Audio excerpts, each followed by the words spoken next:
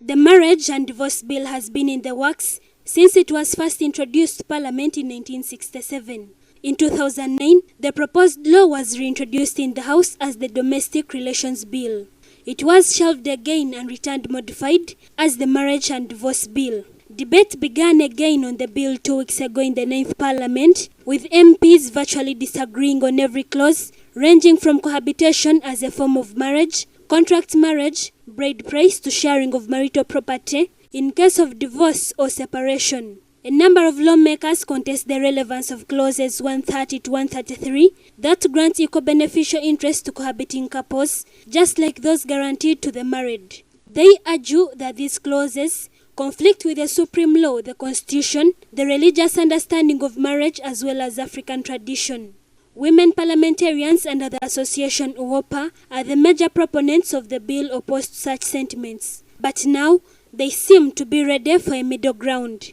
Addressing journalists at Parliament, UOPA members said after consulting widely with their male colleagues and other stakeholders, including religious leaders, they agreed to push for the deletion of the cohabitation clause from the bill.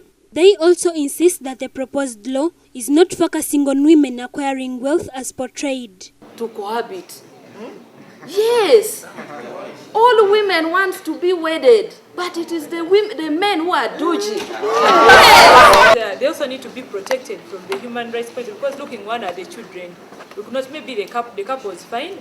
Some women fall victim of circumstances that they find themselves in such marriages. So what do we do about them?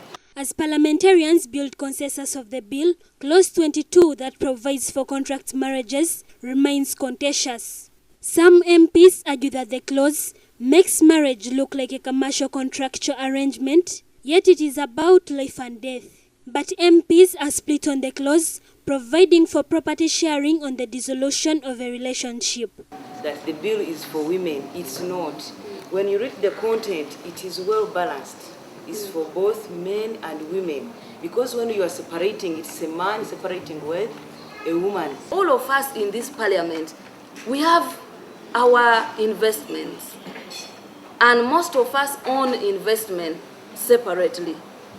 So what will only be subjected to division will be what you own jointly and matrimonial property.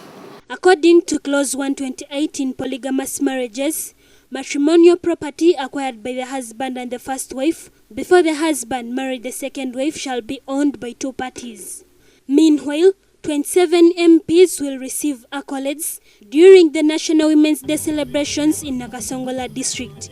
This will be in recognition of their efforts in fighting for the rights of women.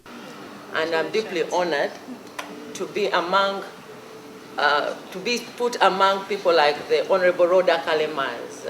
The theme for the 2013 International Women's Day is the gender agenda gaining momentum.